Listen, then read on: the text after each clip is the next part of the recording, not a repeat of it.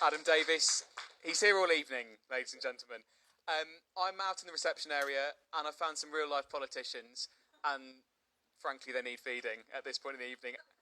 Alex Phillips, Green candidate and MEP, how are you? I'm very well, thanks. Yeah, it's been a long day. Just looked at the exit polls though, and they're quite depressing. We didn't want this election to happen, and I think from, just from kind of the Brexit perspective, it's a bit unfortunate that the Lib Dems and the SNP kind of presented this election to the Tories and made it happen because, it now will come out of Europe if he does have a majority, and what it means for the country in terms of austerity, climate change, and everything would be very, very bleak and depressing. But I think back to sort of 5 weeks ago with that gridlock in Parliament. Nothing was doing. What could have happened instead? But if you look over the course of the last 4 years, whatever it's been, people like Peter Kyle. That momentum that we've seen behind a people's vote has really shifted in Parliament, and we've got closer and closer to it every single time.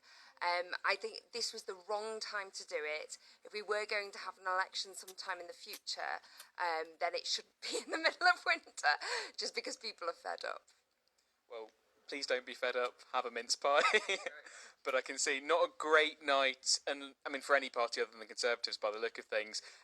Two Liberal Democrats also on the sofa next to you. You were introduced earlier in the week to us as really the ghost of Christmas past and the ghost of Christmas present for Hove. Beatrice Bass and Carrie Hines, how are you? I'm good, so I'm the Christmas ghost of the present, and Carrie Hines was the candidate in 2017 and would be the Christmas political ghost of the past, I guess. Yeah, that's right. I'm definitely the political past. Pepe is the present and hopefully also future. Yeah. So, I mean, you heard from Alex Phillips there. She thinks it's a mistake that the Lib Dems backed this election in Parliament. I'm amazed at this political dig at this time of the night when we just had the exit poll, the campaign is over, and we had, let's see what the results actually going to bring, because sometimes the exit polls aren't, quite exact. I would just like to mention that the Lib Dems tabled a, motion for a people's vote 17 times in Parliament, and it didn't go through, so it wasn't moving anywhere, nothing was happening. And now the country seemed to have elected a party who has a leader who hides in a fridge. I mean, wow, Britain, really? Well, I mean, Carrie, what is your reaction? I mean, because the Lib Dems look like they're up one, but not the big gains that you were promised sort of early in the campaign, I guess. Well, obviously it is an exit poll rather than the result. We have to be a bit careful about that. But our focus locally is basically just keep building on previous results. So hopefully we'll wait and see what it looks like. And also we're looking quite close to us in Lewis and Eastbourne to see what those results look like as well. Absolutely. Would either of you like a mince pie? So this makes it look as though I'm demanding interviews before actually surrendering these mince pies. That's not the case, I promise. And Tim from the Labour Party. That's right, yes. Well, this is obviously, if the exit polls are anything like accurate, this is a disastrous result for the Labour Party and also for the country. And I think Brexit was obviously the big issue in this election. And I think the parties who were taking a sort of fundamentalist Remain position, assuming that everyone else in the country thought the same as them, I think it's become clear that was a mistaken view.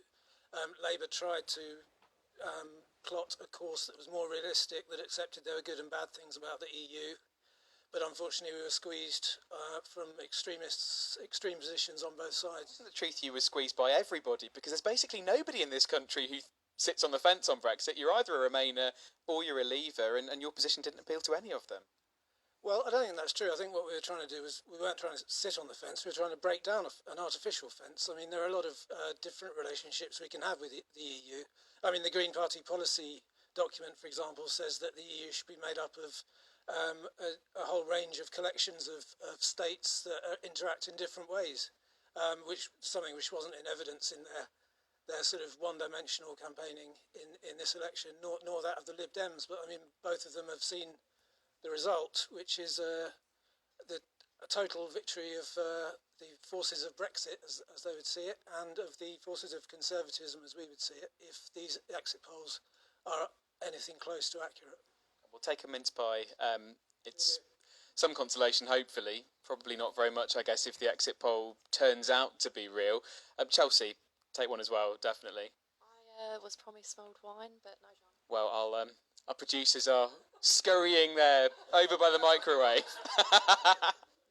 And while they do so, I think people have Carol sheets in front